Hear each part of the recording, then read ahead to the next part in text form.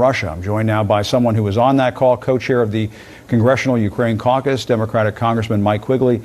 Congressman, thanks for being with us. We appreciate it. What can you tell us about the Zoom call, and which requests do you see as actionable on our end of things? Obviously, the no-fly zone, it sounds like something that the White House, NATO, not going along with.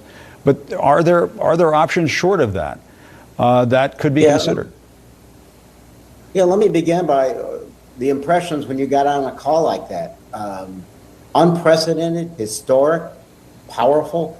We're going back Monday into session in Congress with an agenda that includes a $10 billion aid package to Ukraine, half humanitarian, the other half military in nature. I can't think of a more powerful, inspirational message to take back with us toward that end. I took notes, but I rarely do that, and I'm not a stenographer. I did the best I can, because there's something special about this.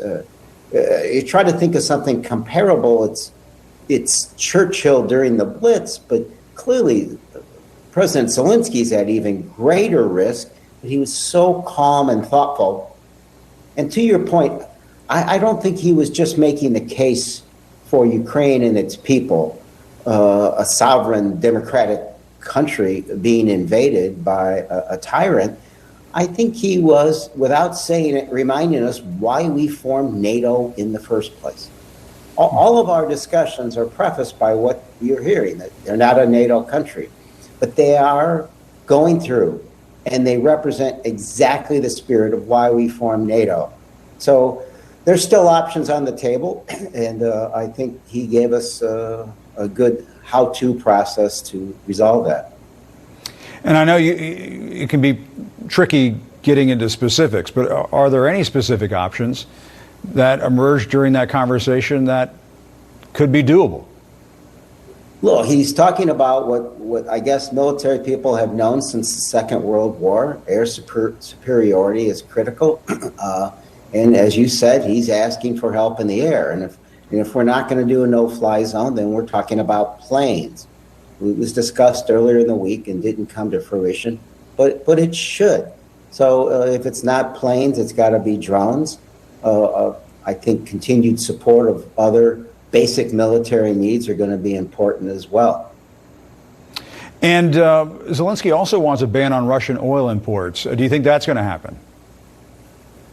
Well, I think the first thing you'll see Congress push for is clearly the United States cuts ties there and commits an embargo as well. They're about, 8% of our imported oil, so not all that significant. Pretty dramatic, though, for our European allies, so that's going to take quite a bit of diplomacy and effort. You know, in the final analysis, how do we succeed in that front? It's going to take help from OPEC. It's going to take help from others pressuring him from afar. And I think that's going to have to involve, if we're going to be successful, a country like China. And the lawmakers who were on this call were asked not to share details of the Zoom call while it was in progress for security reasons. But as you know, some Republican senators like Marco Rubio, Steve Daines, they apparently posted screen grabs during this call, which Congressman Dean Phillips called, quote, appalling and reckless ignorance by two senators. Did you observe that during the call as well? What can you tell us about this? What's your sense as to what happened there? You know, I got a sort of sense that it might have been taking place when Ukraine's ambassador to the United States, who initiated the call, came on and reminded lawmakers not to do that. So I assumed at that point that was taking place.